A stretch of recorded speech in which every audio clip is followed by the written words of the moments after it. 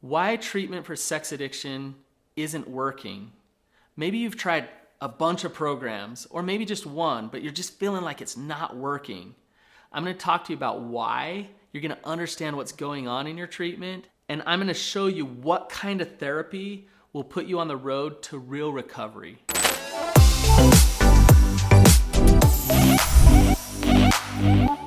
What you're doing for treatment for sex addiction might actually be counterproductive to healing. I know this because I've treated sex addiction for 15 years. I know a lot of people who treat sex addiction as well. I've talked to thousands of clients, and I understand what actually works and what doesn't work. And believe it or not, there's a lot of programs out there that aren't helpful when it comes to getting better from a sex addiction. I'm going to share with you my story of learning how to treat sex addiction, and I'm going to also share with you how to identify whether or not the treatment that you're getting is good and helpful or not. A few years back, I got a really bad rash all over my face. I was sitting in my therapy office, I was doing therapy, then all of a sudden I broke out and my face was red and it was swollen and it was horrible. And then it spread to my body, it spread to my legs, my arms, and it was so itchy, it was so horrible. So I go to the doctor, and the doctor says, well, I don't know what that could be, but here's some steroids, here's some prednisone. Now, I don't know if you know much about what prednisone is, but it's an anti-inflammatory, and it took the rash away like that. I was happy. That was awesome. Well, fast forward, 3 months later, I got the rash again. And I wondered, what's going on? Why am I getting this again? And I went to the doctor and he said, I don't know what it could be. It could be a serious autoimmune disease. It could be all kinds of things. And I started to just wonder what was going on. And they gave me prednisone and the rash went away. Fast forward 6 months later, the rash came back. At this point, I go into the doctor and I say, I don't want prednisone. I want to know what's going on. Stop treating the symptom. Let's get down to the root cause of what's actually happening here, because I don't want the rash to come back again. Believe it or not, the same thing happens with sex addiction. Many people who treat sex addiction just focus on the don't.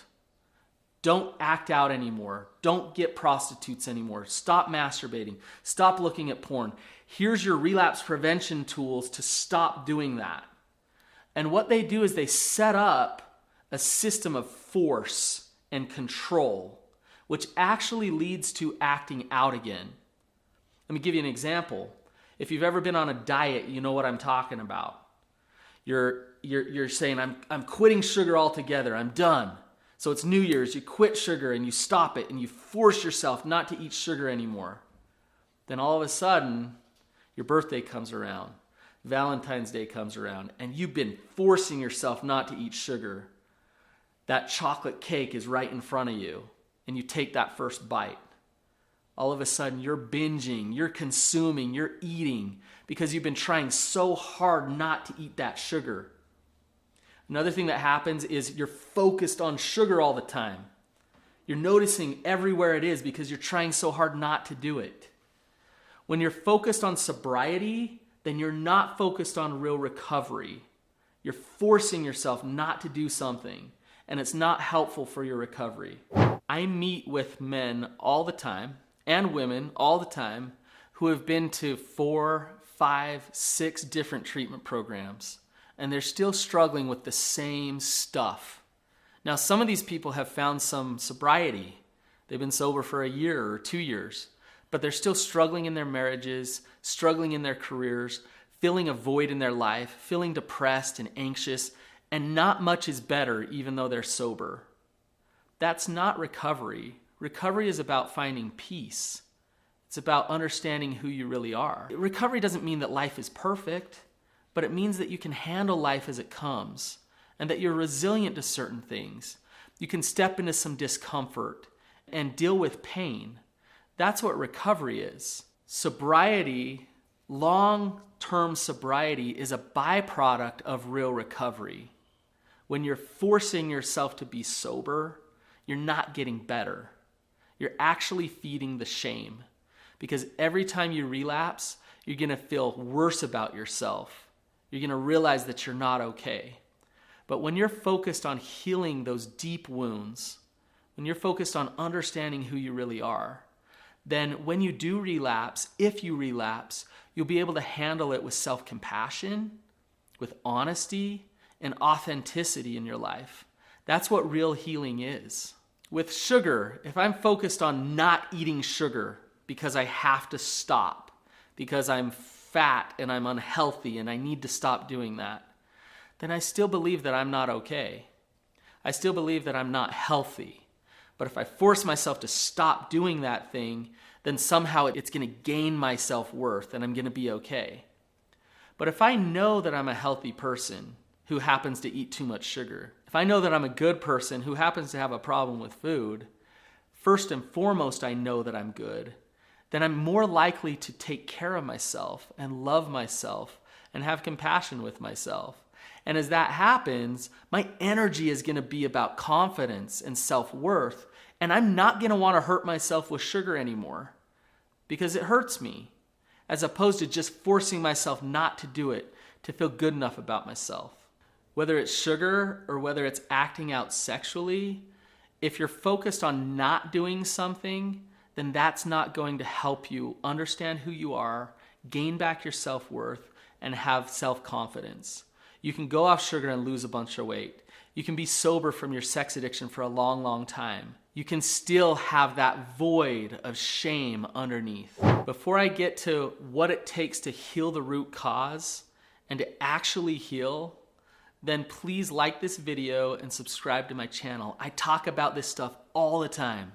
Bad therapy is focused on telling you that you're just an addict. It helps you play a victim stance to your life. It's focused on force and control and trying to just get you to stop a behavior. Good therapy is about empowering you. It's about helping you understand who you truly are, stepping into your power, knowing that you're not just an addict, that you're not just a victim, that you don't have to force and control your way to healing and self-worth, but that you can actually find it in other places. I have met many people who have been sober for a long, long time, but treatment for sex addiction just was not working.